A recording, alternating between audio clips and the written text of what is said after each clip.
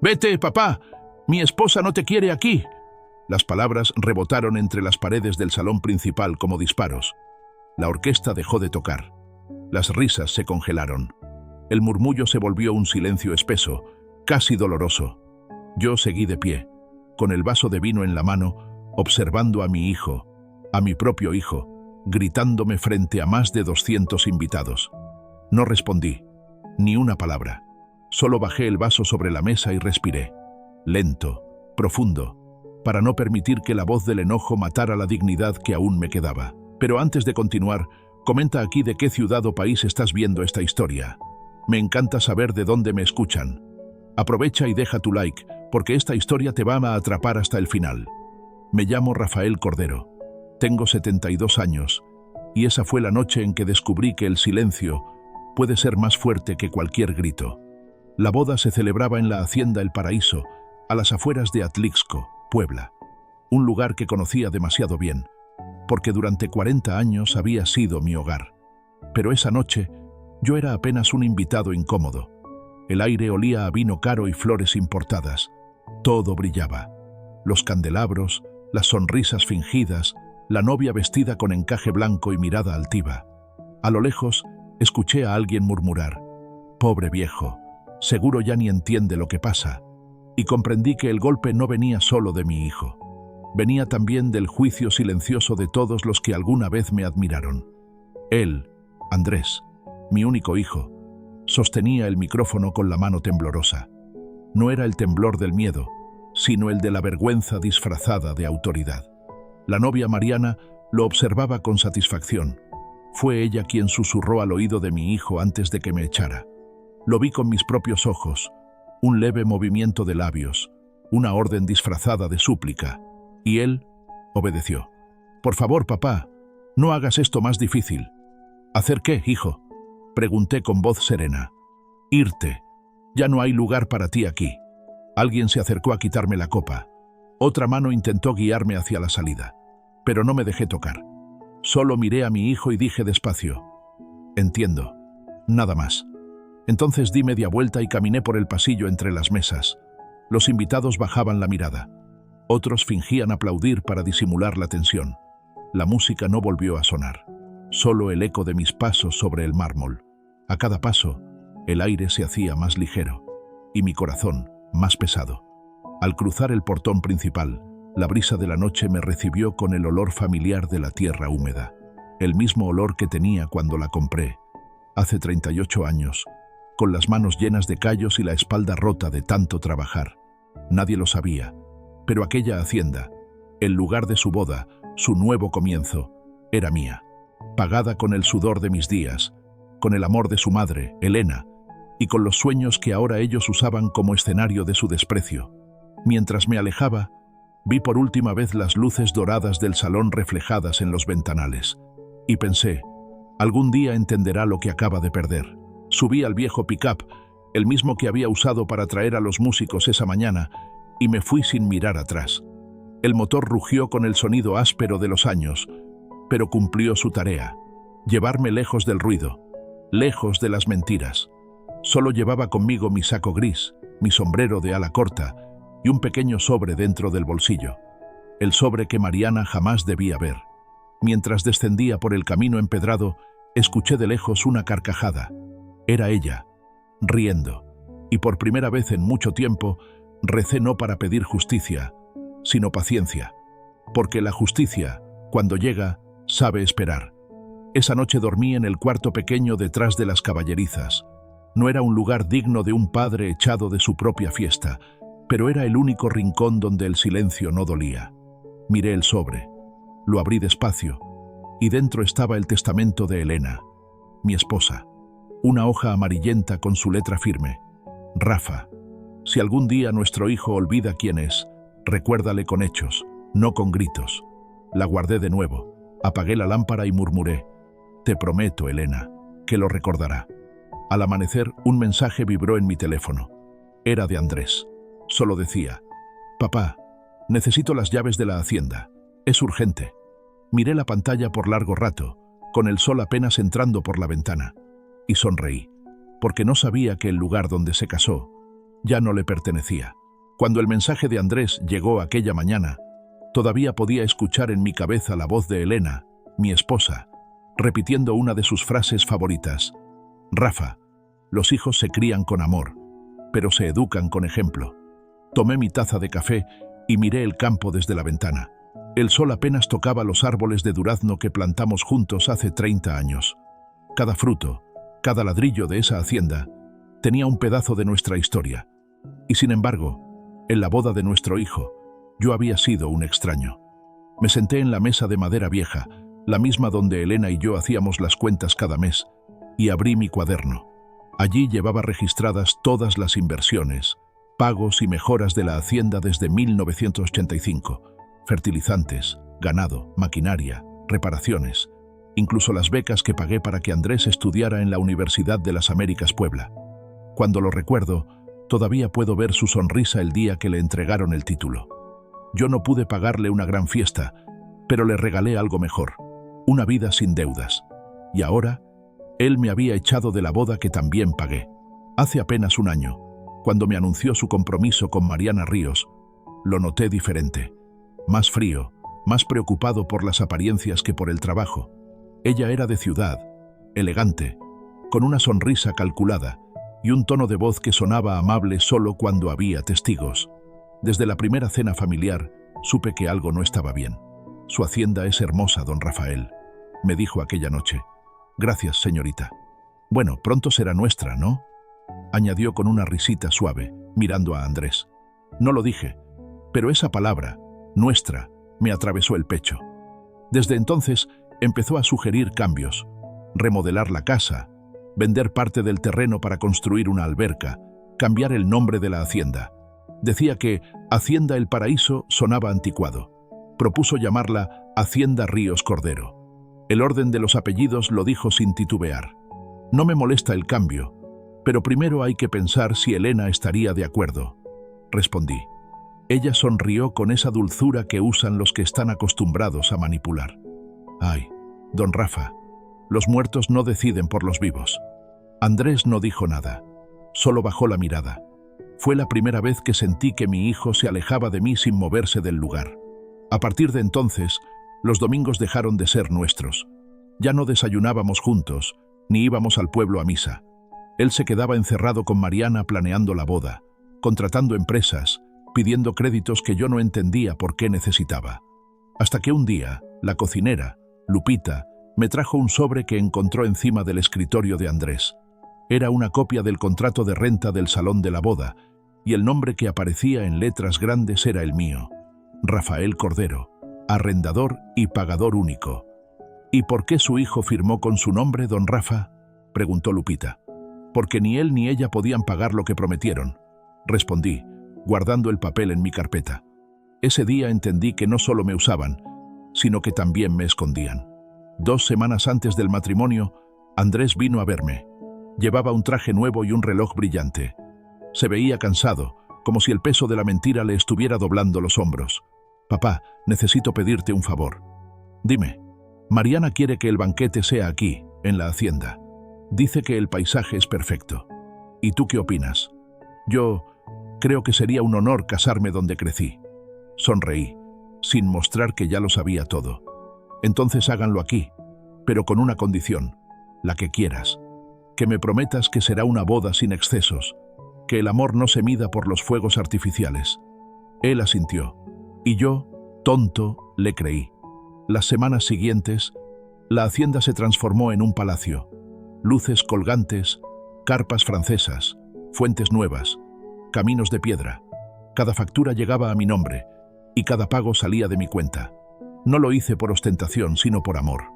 Amor de padre y de esposo, porque cumplir los sueños de mi hijo era lo único que me quedaba de Elena. La noche anterior a la boda, me senté frente al retrato de ella, en la capilla pequeña junto al establo. Tenía el rostro sereno, los ojos llenos de esa calma que siempre me salvó de mí mismo. Encendí una vela y le hablé en voz baja. Mañana se casa nuestro niño, Elena, y aunque algo me dice que esta boda traerá dolor, yo cumpliré tu promesa. No perderé la fe en él. Apagué la vela y salí con la misma paz con la que uno se prepara para una tormenta. No me equivoqué, porque apenas 12 horas después, ese mismo hijo al que crié con mis manos me echaría de la fiesta que yo mismo había construido. Y lo peor no fue el grito, sino el silencio que vino después. Después de la boda, los trabajadores de la hacienda todavía recogían los restos de la celebración. Flores marchitas, copas vacías, servilletas tiradas sobre la hierba. Yo caminaba entre ellos con el sombrero en la mano, intentando encontrar algún rastro de orgullo en medio del desastre. No lo había, solo el eco de una risa que no me pertenecía. Lupita, la cocinera, se me acercó con un plato en las manos. «Don Rafa, ¿le dejo algo de comer?» Negué con la cabeza. «Gracias, hija. Hoy no tengo hambre». Ella bajó la voz. «Vi cómo lo trataron anoche. No era justo. La justicia tarda, Lupita, pero siempre llega». Ella asintió, sin entender del todo lo que mis palabras escondían. Caminé hasta el portón principal. Sobre la mesa de piedra donde Elena solía dejar las cartas del correo, había un juego de llaves antiguas, grandes, de hierro, con el anillo gastado por los años. Eran las llaves de las caballerizas, del almacén, del despacho y de la oficina donde guardaba todos los documentos legales. Las tomé y las metí al bolsillo. En ese momento, vi venir a Mariana. Llevaba un vestido blanco corto, gafas oscuras y ese perfume caro que huele a control. Su tono era dulce, pero cada palabra salía medida, calculada. «Don Rafael, mi esposo me pidió que le entregara las llaves de la hacienda. Dice que ahora debemos reorganizar todo». «¿Reorganizar?», pregunté sin levantar la voz. «Sí, vamos a remodelar la casa principal, tal vez mover la oficina y alquilar las caballerizas para eventos». «¿Y quién le dio permiso para eso, muchacha?». Su sonrisa se tensó apenas 1 milímetro. «Pues, Andrés, por supuesto. Él es el nuevo dueño, ¿no?». Yo sostuve su mirada por unos segundos que parecieron eternos. «Qué curioso», dije, «porque el registro de la propiedad dice otra cosa». Por primera vez, la vi dudar. Solo por un instante, pero fue suficiente para entender que no tenía idea de lo que había detrás de esas paredes. No insistió. Solo dijo: «En ese caso, hablaremos con el notario». Y se fue caminando, como si el suelo pudiera quebrarse bajo sus tacones. Esa noche, mientras el silencio volvía a apoderarse del lugar, subí al desván donde guardaba mis archivos. Abrí el cajón más antiguo y saqué el sobre sellado con el logo del notario Ramírez, fechado 3 años atrás. Dentro, la escritura original: Fundación Hacienda Elena, propiedad intransferible, administrador vitalicio, Rafael Cordero. La había creado en honor a mi esposa, 1 año después de su muerte. El objetivo era sencillo: usar la tierra y los ingresos para ayudar a familias campesinas sin recursos. Andrés nunca lo supo, porque pensé que el amor sería suficiente para mantenerlo en el buen camino. Me equivoqué. El amor sin límites a veces cría monstruos. Los días siguientes, Andrés y Mariana volvieron a la hacienda varias veces. Traían arquitectos, decoradores, jardineros. No me saludaban, solo pasaban, como si yo fuera un empleado más. Hasta que un día, mientras los observaba desde la distancia, escuché algo que me heló la sangre. «¿Y si vendemos esta parte del terreno?», dijo Mariana, señalando los árboles de durazno. «Esa fue la huerta de mi mamá», respondió Andrés. «Por eso, hay que dejar atrás el pasado». Él dudó un segundo, y luego asintió. Me alejé sin que me vieran. Cada palabra me dolía más que el grito de aquella boda. Esa misma noche, cerré las puertas del despacho con llave y coloqué el sobre dentro del cofre de madera donde Elena guardaba su rosario. Lo cubrí con un paño blanco y le hablé al retrato en la pared. «Perdóname, Elena. Fui ciego. Pensé que protegerlo era amarlo, pero solo lo hice débil». Pasaron 3 semanas. Mariana y Andrés viajaron a Cancún, según dijeron, a descansar después de tanto estrés. Yo aproveché para hacer algo que llevaba tiempo postergando: reunir a mis trabajadores, legalizar la fundación y preparar los documentos para entregarlos al notario. Lupita fue testigo. Firmé los papeles frente a ella, con la voz firme y la mano tranquila. «¿Está seguro, don Rafa? Esto significa que la hacienda ya no será de su familia». «Ya no lo es desde el día que me echaron», respondí, «pero al menos seguirá siendo de alguien que la merezca». Coloqué mi firma final sobre la hoja. La tinta se esparció como una promesa. Había terminado. No sentí tristeza, sino alivio. 2 días después, recibí otra llamada de Andrés. Esta vez, su voz sonaba nerviosa. «Papá, Mariana quiere celebrar nuestra luna de miel aquí. ¿Podemos ir mañana?» Sonreí sin que él lo notara. «Claro, hijo. Pero mejor llámame cuando estén en la puerta». «¿Por qué?» «Porque quizá no encuentres las llaves donde solías dejarlas». Hubo un silencio largo, incómodo. «¿Qué quieres decir?» «Solo que hay cosas que cambian cuando uno se casa, ¿no crees?» Y colgué. Esa noche dormí como no lo hacía desde que Elena se fue. Sabía que el amanecer traería ruido, confusión y gritos, y que el eco de cada uno sería una lección. Porque los hijos pueden olvidar quién los crió, pero las paredes nunca olvidan quién las levantó. El sol aún no salía completamente cuando escuché el rugido de un motor frente al portón principal. Me asomé desde la ventana del despacho. Era el coche nuevo de Andrés, brillante, rojo, estacionándose justo bajo el arco de piedra. A su lado, Mariana bajó con lentes oscuros y una sonrisa de quien cree tener el mundo bajo control. En la parte trasera, 2 maletas enormes esperaban su luna de miel en su hacienda. «¡Papá! ¡Ábrenos!», gritó Andrés, golpeando el portón de hierro. Permanecí sentado, observando desde lejos. A su lado, Mariana cruzaba los brazos, impaciente. «Esto es absurdo. ¿Dónde está el viejo? Debe estar durmiendo». «Papá». Don Chema, el capataz, se acercó al portón. «¿Quién llama?», preguntó con voz seca. «Soy Andrés Cordero, el hijo del dueño». Don Chema levantó la ceja. «¿Del dueño? Mire, joven, yo solo sigo órdenes». «¿Qué órdenes?». «Que nadie entre sin permiso del administrador vitalicio». «¿Del qué?», interrumpió Mariana, irritada. «Del señor Rafael Cordero. El dueño sigue siendo él». Mariana estalló. «Esto es ridículo. Andrés, dile que abra o lo despido». Andrés tragó saliva, confundido. «Papá, por favor, deja tus caprichos. La hacienda ya es mía». Don Chema negó con la cabeza y se retiró, dejando el eco de sus pasos sobre la grava. Tomé mi sombrero, respiré profundo y salí al patio. El viento de la mañana movía las hojas de los duraznos y el cielo tenía ese tono dorado que solo se ve en Atlixco antes del calor. Caminé despacio hacia el portón. Andrés me vio y sonrió, aliviado. «Sabía que vendrías a abrir, papá. Mariana quiere instalarse en la casa grande». «Ya lo veo. Vamos, abre. No hagas una escena». «No hay escena, hijo. Solo una verdad que tienes que escuchar». Metí la mano al bolsillo y saqué el manojo de llaves antiguas. El metal brilló bajo la luz del amanecer. Andrés extendió la mano para tomarlas, confiado. No se las di. Solo las miré. Luego lo miré a él. Y con la misma serenidad con la que un padre enseña a su hijo a caminar, dije despacio: «No es tu casa». Silencio. El tipo de silencio que no se llena con palabras, sino con vergüenza. «¿Qué dijiste?», balbuceó Andrés. «Que esta hacienda no te pertenece, ni a ti, ni a tu esposa». «Papá, basta de juegos». El notario dijo. «El notario Ramírez», lo interrumpí.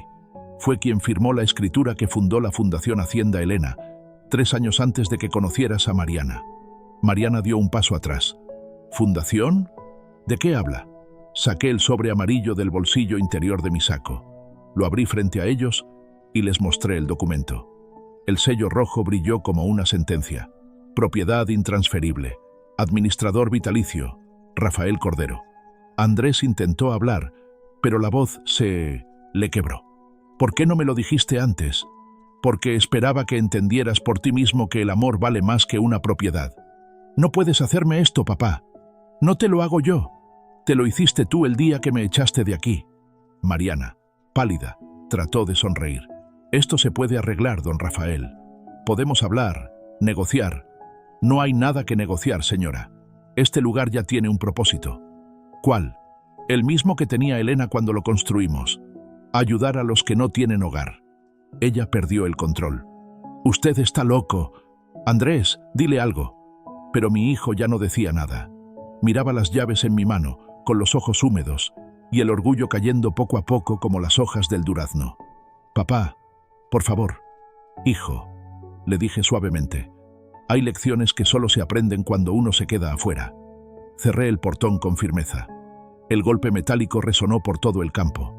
Del otro lado, solo se escuchaba el llanto contenido de mi hijo y la voz histérica de Mariana alejándose, gritando que esto no quedaría así. Me quedé un largo rato de pie, mirando el portón cerrado. Luego me giré hacia don Chema. De ahora en adelante, nadie entra sin mi autorización. Entendido, don Rafa. Y si alguien pregunta por el dueño, respóndales la verdad. La hacienda Elena no tiene dueños, solo guardianes. Entré al despacho y dejé las llaves sobre la mesa. El reflejo del metal me hizo pensar en los años de esfuerzo, en las noches en vela, en las lágrimas de Elena. Ella tenía razón. El amor sin límites no educa, destruye. Y a veces, para enseñar, hay que cerrar la puerta. Miré el retrato de mi esposa. Ya cumplí, Elena. Susurré. Ya recordará. A la mañana siguiente, el teléfono no dejó de sonar. Primero fue Lupita, asustada. Luego don Chema, sorprendido. Y finalmente, el notario Ramírez, con una calma que solo tienen los hombres que han visto demasiadas verdades salir a la luz. Don Rafael, dijo, las noticias ya corrieron. Alguien grabó todo en el portón. ¿Grabó qué? El momento en que su hijo le suplicó las llaves. El video ya está en redes. No supe si reír o llorar. No por la vergüenza, sino por la ironía de que una vida entera de trabajo terminara resumida en 30 segundos de silencio. 30 segundos donde un hijo aprendía lo que ningún padre quiere enseñar. Para el mediodía, los titulares ya circulaban en los portales locales. Hijo echa a su padre de su boda y después descubre que la hacienda era del padre. Fundación Hacienda Elena, el legado que puso en su lugar a los ingratos. Los vecinos llegaban al portón solo para mirar desde lejos. Algunos dejaban flores, otros solo asentían en silencio. No había burla, sino respeto, y un tipo de justicia que no necesita tribunales. Lupita me llevó el periódico. Mire, don Rafa, dice que usted donó la propiedad a una fundación de caridad. Leí la nota. Nombraban a 22 familias campesinas beneficiadas por la nueva administración. Eso bastaba. El resto no importaba. Mientras tanto, en el pueblo, Andrés y Mariana se convirtieron en el tema del mes. Los amigos que los aplaudían en la boda ahora evitaban su mirada.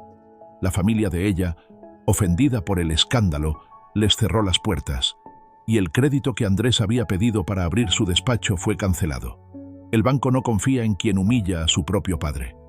Una semana después, Andrés vino a buscarme. Llegó sin avisar, en un coche viejo, con la camisa arrugada y el rostro cansado. Lupita me avisó. Don Rafa, su hijo está afuera. Asentí. Déjalo pasar. Entró despacio, como si el suelo le pesara. Papá, si vienes a reclamar, te advierto que no tengo fuerzas para discutir.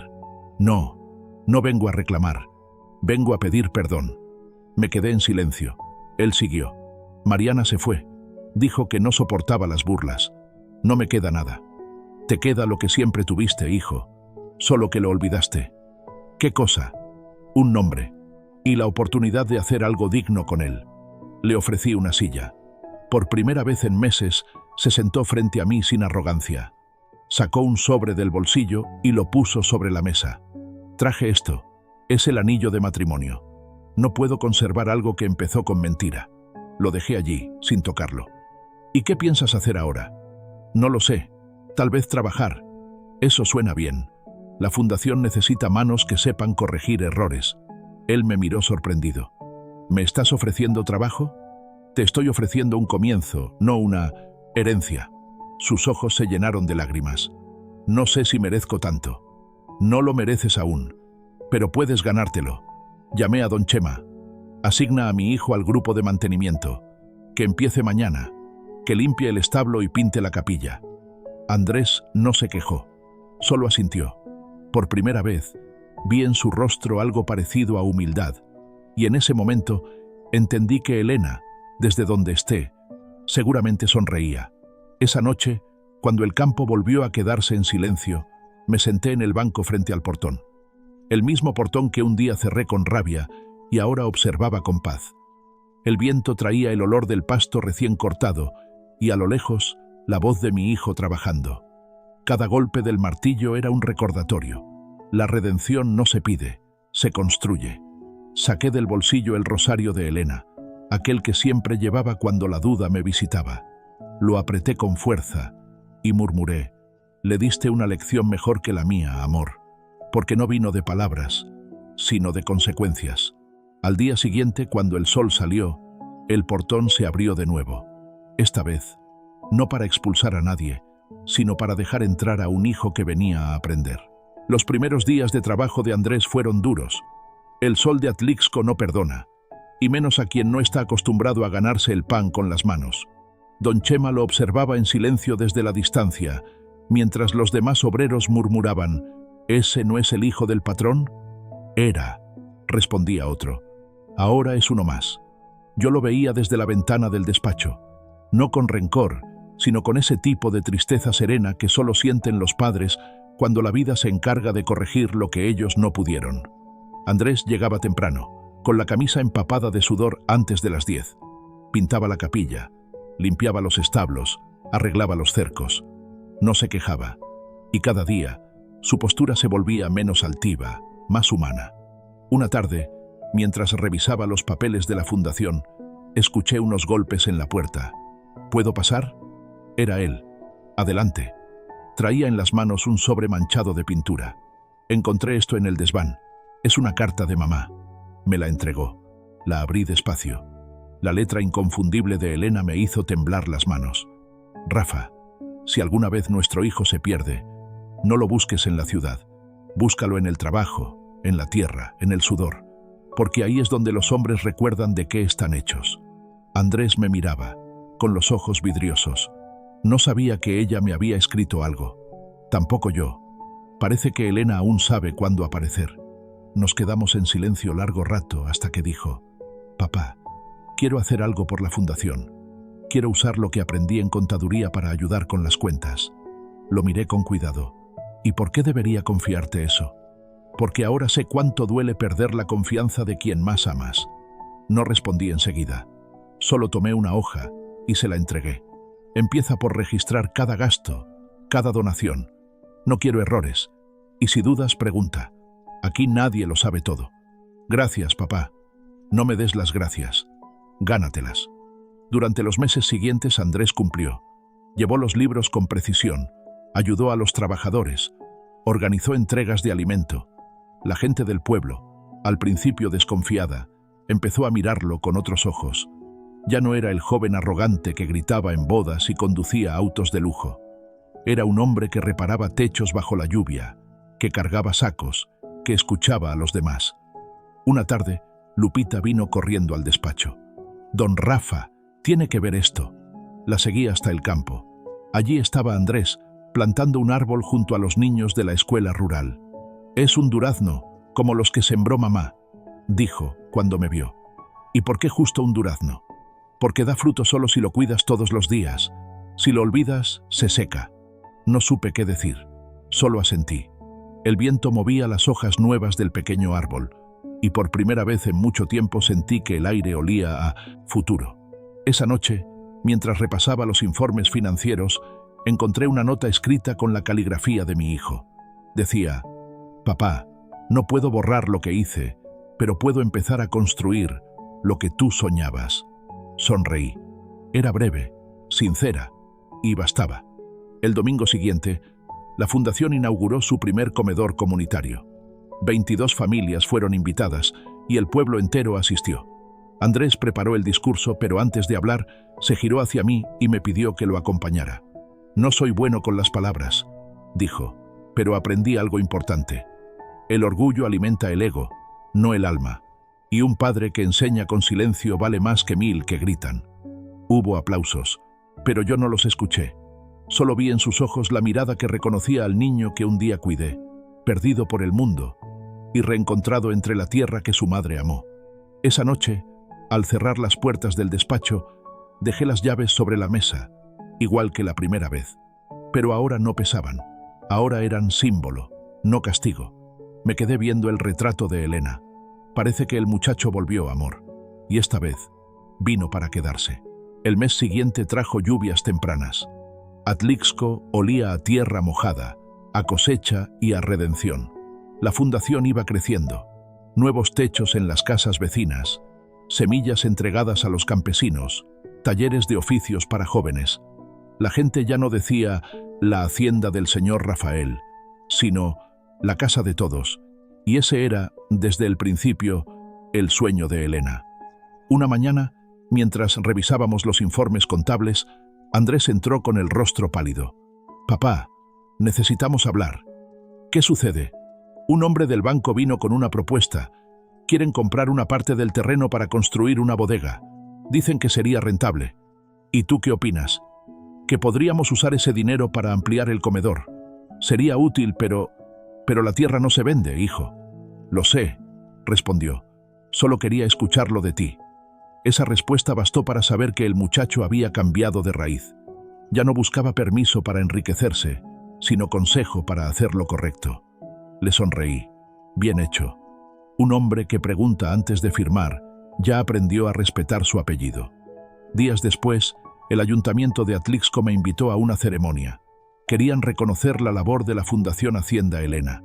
Yo no soy amigo de los homenajes, pero acepté por una razón. Sabía que sería una oportunidad para cerrar un ciclo.